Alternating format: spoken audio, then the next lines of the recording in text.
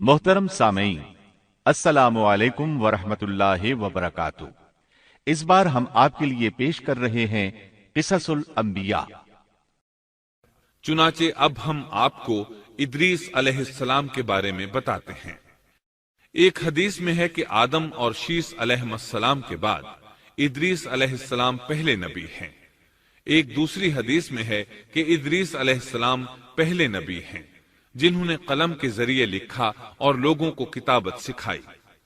हाफिज इब्ने कसीर ने उनका हुलिया कुछ यूं बयान किया है: पूरा कदो कामत, खूबसूरत, खूब रू, घनी दाढ़ी, उम्दा औसाफ के मालिक, चौड़े कंधे, मजबूत हड्डियां, दुबले पतले, सुरमगी चमकदार आंखें, गुफ्तगू बावकार, खामोशी पसंद, संजीदा और मतीन, चलते हुए नजर नीची, इंतहाई फिक्र खौज के आदि, गुस्से के वक्त सख्त गजबनाक, बातें करने में शहादत की उंगली से बार बार इशारा करने के आदि।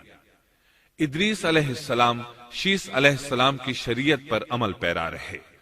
चूंकि इदरीस अलैहिस्सलाम रसूल भी थे, इसलिए अल्लाह की तरफ से मुस्तकिल उन पर शरीयत नाजिल हुई, जिसकी तशरीह व तफसीर करके लोगों को अहकाम इलाही से आगाह फरमाते।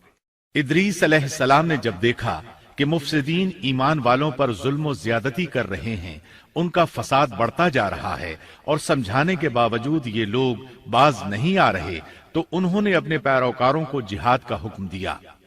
इदरीस अलैहिस्सलाम पहले शख्स हैं जिन्होंने अल्लाह के रास्ते में जिहाद किया, गनीमतें हासिल की और दुश्मनों को कैदी बनाया। लेकिन गनीमतें और कैदी उनके लिए हलाल नहीं थे। रसूलुल्लाह सल्लल्लाहु अलैहि वसल्लम पहले रसूल हैं जिनके लिए गनीमतें हलाल की गईं। लेकिन ये बात यकीनी है कि जिहाद सबसे पहले इदरीस अलैहिस्सलाम ने किया। उन्होंने जिहाद के लिए सबसे पहले एक लश्कर तैयार किया, फिर उस लश्कर को दो हिस्सों में तकसीम किया। एक हिस्सा प्यादों पर मुश्तमिल था, दूसरा सवारों पर।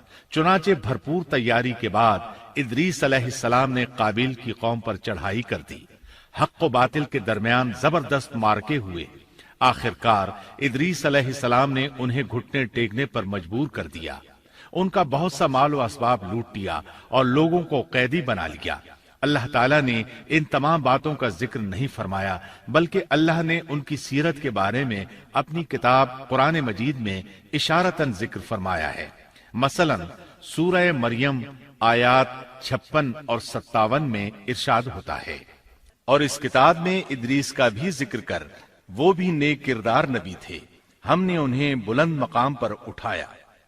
उनके बुलंद मर्तबे के बारे में बुखारी और मुस्लिम में हदीस मौजूद है कि नबी करीम सल्लल्लाहु अलैहि वसल्लम ने फरमाया, मैंने मेराज की रात चौथे आसमान पर इदरीस अलैहिस्सलाम से मुलाकात की। वो चौथे आसमान पर बुलंद मकाम पर फाइज थे। इब्ने जरीर ने एक रिवायत बयान की है। वो रिवायत इस बात की वजाहत करती है कि अल्लाह ताला के इरशाद वरफ़अनाहु मकानन अलिय्या से क्या मुराद है, इसका क्या मफहूम है।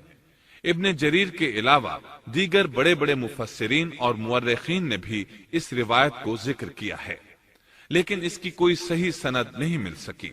वो रिवायत ये है। इब्ने अबी हातिम वगैरह ने इस रिवायत को हिलाल बिन यसार से बयान किया है।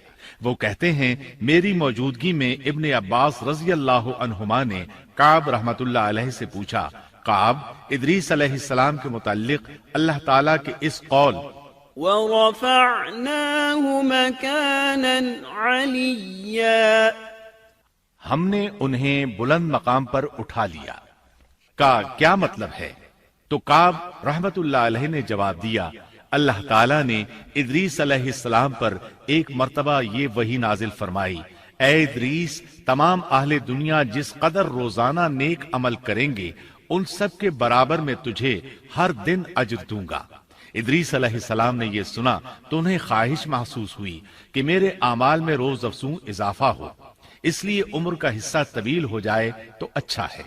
उन्होंने वही इलाही और अपने इस ख्याल को एक रफीक फरिश्ते पर जाहिर करके कहा, इस मामले में मौत के फरिश्ते से गुफ्तगू करो ताकि मैं नेक आमाल का ज्यादा से ज्यादा वक्त हासिल कर सकूं। اس فرشتے نے جب یہ سنا تو ادریس علیہ السلام کو اپنے بازوؤں پر بٹھا کر لے اڑا۔ جب یہ چوتھے آسمان سے گزر رہے تھے تو موت کا فرشتہ زمین پر آنے کے لیے اتر رہا تھا، وہیں دونوں کی ملاقات ہو گئی۔ دوست فرشتے نے موت کے فرشتے سے ادریس علیہ السلام کے بارے میں گفتگو کی۔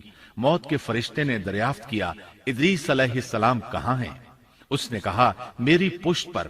موت کا فرشتہ کہنے لگا، مجھے اللہ کی طرف سے یہ حکم ملا ہے کہ چوتھے آسمان پر ادریس علیہ السلام کی روح قبض کروں، اس لیے میں سخت حیرت میں تھا کہ یہ کیسے ممکن ہے۔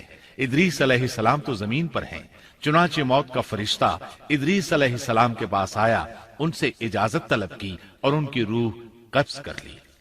انبیاء کو یہ امتیاز حاصل ہے کہ فرشتہ ان کی اجازت کے بغیر ان کی روح قبض نہیں کر سکتا، اور رسول اللہ صلی اللہ علیہ وسلم کو تو یہ اختیار دیا گیا کہ آپ دنیا میں مزید رہنا پسند کریں تو رہ سکتے ہیں، یا پھر رفیق اعلیٰ کی رفاقت کو پسند کر لیں۔ آپ نے رفیق اعلیٰ کی رفاقت کو پسند فرمایا۔ اس طرح ادریس علیہ السلام کی روح چوتھے آسمان پر قبض کی گئی۔ انہیں بھی عیسیٰ علیہ السلام کی طرح آسمان پر اٹھایا گیا۔ فرق یہ ہے کہ عیسیٰ علیہ السلام کی روح قبض نہیں کی گئی۔ یہ واقعہ نقل کر کے کعب رحمت اللہ علیہ فرماتے ہیں کہ اللہ تعالیٰ کے ارشاد وَرَفَعْنَاهُ مَكَانًا عَلِيًّا کی تفسیر یہی ہے، لیکن درست بات یہ ہے کہ یہ اسرائیلی روایت ہے۔ ادریس علیہ السلام کی وفات ہو گئی تو لوگ فساد میں اور بڑھ گئے، ان میں شر پھیل گیا، تاہم وہ توحید پر قائم رہے۔ بت پرستی کا ان میں کوئی شعور نہیں تھا۔ لوگ آدم علیہ السلام کی وفات کے 1000 سال بعد تک توحید پر قائم رہے۔ ان میں فسق و فجور ضرور تھا لیکن شرک نہیں تھا۔ اللہ تعالیٰ کے اس ارشاد كان الناس أمة واحدة دراصل لوگ ایک ہی امت تھے کا یہی مطلب ہے۔